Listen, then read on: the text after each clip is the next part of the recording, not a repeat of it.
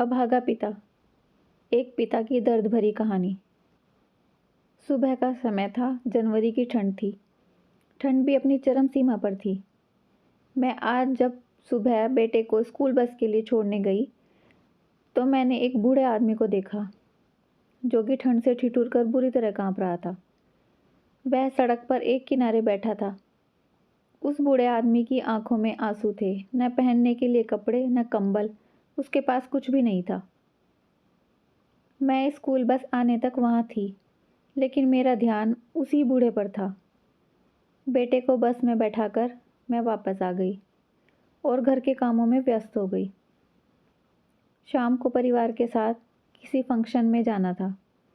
वहाँ से लौटते वक्त काफ़ी रात हो गई थी। लगभग 9 बज चुके थे। घर के मोड़ पर आकर गाड़ी से बाहर देखा तो सर्द रात का सन्नाटा पसरा हुआ था। अचानक उस बूढ़े पर नज़र पड़ी। वह साथ वाले फुटपाथ पर सिकुड़ कर बैठा था। उसके पास एक फटी सी चादर थी। वो उसी से खुद को ढांकने की अनायास कोशिश कर रहा था और मन ही मन कुछ बड़बड़ा रहा था। हम घर पहुंचे और गाड़ी पार्किंग में लगाकर ऊपर चले गए। कमरे में पहुंचकर जैसे ही मैंने सोने के लिए रजाई उठाई, उस बूढ़े का ख्याल मन में आया। सोचा, मैं कितनी स्वार्थी हूँ। हमारे पास कंबल, चादर, रजाई सब हैं विकल्प के तौर पर उस बूढ़े के पास एक अधफटी चादर थी बस। मुझसे रहा नहीं गया। रसोई में जाकर फ्रिज से खाना निकाल कर गर्म किया और एक कंबल उठाया और पहुंच गई बूढ़े बाबा के पास।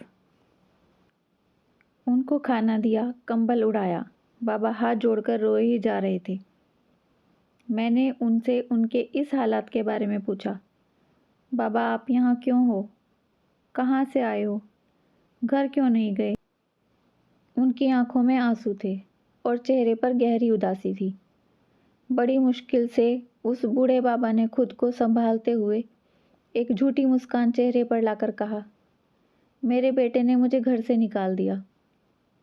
मैंने कभी सोचा नहीं था कि कभी ऐसी भी घड़ी आएगी, इसलिए अपने बुढ़ापे के लिए कुछ नहीं रखा। जो था सब बेटे को दे दिया और अब मेरे पास कुछ भी नहीं है। उसने ऐसा क्यों किया बाबा? मेरी वजह से बेटे बहू में रोज बहस होती थी। बहू मुझे अपने घर में बर्दाश्त नहीं कर पा रही थी और आखिरकार इस झगड़े और बहस से बचने के लिए बेटे ने मुझे घर से निकाल दिया।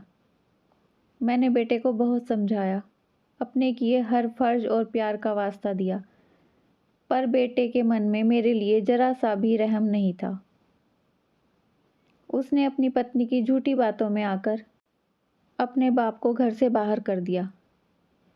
इतना कहकर बाबा फूट फूट कर रोने लगे। मेरे पास शब्द नहीं थे बाबा को सांत्वना देने के लिए।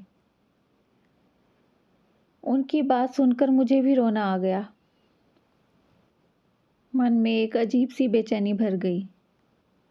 जो माँ बाप अपनी हर खुशी का त्याग करके औलाद को बड़ा करते हैं, वह औलाद इतनी भी सगी नहीं कि बूढ़े लाचार माँ बाप को घर के किसी कोने में जरा सी जगह दे सके। मैंने बाबा से बोला, आप खाना खा लो बाबा, मैं थोड़ी देर में आती हूँ। मैं घर आ गई। मेरी आंखों से आंसू रुकने का नाम नहीं ले रहे थे। घर आकर पति से कहा, मुझे आपकी अनुमति चाहिए। पति ने पूछा, क्या हुआ? तुम रो क्यों रही हो? पहले ये तो बताओ, क्या करना चाहती हो जिसके लिए मुझसे अनुमति मांग रही हो? और तुम नीचे क्यों गई थी? मैंने बाबा की सारी बात अपने पति को बताई और उनसे कहा कि आज रात मैं बाबा को घर लाना चाहती हूँ, प्लीज़ मना मत करना। पति गहरी सांस लेते हुए कुछ देर चुप थे। फिर बोले, आज तो तुम उनको यहाँ ले आओगी, पर कल क्या होगा? उनकी झूठी उम्मीदें बंध जाएंगी हमसे, और फिर ऐसे तो न जाने कितने लाचार बेसहारा होंगे दुनिया में। हम कैसे सबकी मदद कर सकते हैं? मैंने उदास स्वर में कहा, सबकी न सही, पर हम किसी एक की मदद तो कर ही सकते हैं। पति बोले, अच्छा चलो, रोना बंद करो, मैं कुछ सोचता हूँ।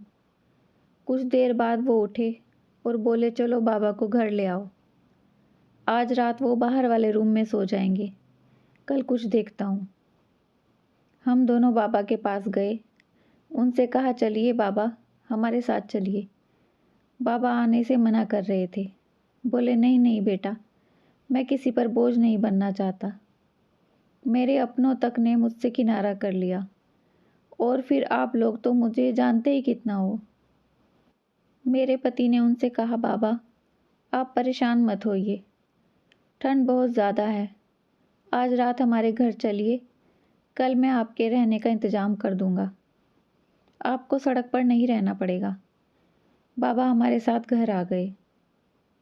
अगले दिन ऑफिस से आते समय मेरे पति एक वृद्ध आश्रम में बात कर आए बाबा के रहने के लिए। बाबा बहुत खुश थे।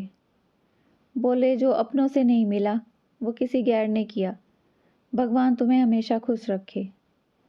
हम अगले दिन जाकर उनको आश्रम में छोड़ आए, इस वादे के साथ कि हर हफ्ते मिलने आया करेंगे, और अगर किसी भी चीज़ की ज़रूरत हो तो आप बिना झिझक फ़ोन कर दिया कीजिए। दिल में इतना सुकून था मानो दुनिया जीत ली हो। हमारे छोटे से प्रयास से किसी बेघर को आसरा मिल गया था। लेकिन ऐसी औलाद का क्या, जो अपने माँ बाप को बोझ समझकर सड़क पर फेंक देते हैं मरने के लिए। लानत है ऐसी बेगैरत औलाद पर, जिन्हें माँ बाप की कीमत ही नहीं पता। मेरे विचार से अभागे माता पिता नहीं, अभागी है ऐसी औलाद जो माँ बाप के होते हुए भी अनाथ बनकर जीना पसंद करती है, और ये भूल जाती हैं कि आज जहाँ हमारे बुजुर्ग हैं, कल वहाँ हम होंगे। कहानी आपको कैसी लगी, अपने विचार कमेंट्स में ज़रूर बताइए। अगर अच्छी लगी है तो शेयर कर दीजिए अपने फ्रेंड्स के साथ, अपनी फैमिली के साथ, और ऐसी ही इंटरेस्टिंग, दिल छू लेने वाली कहानियों के साथ जुड़े रहने के लिए चैनल को सब्सक्राइब भी कर लीजिए।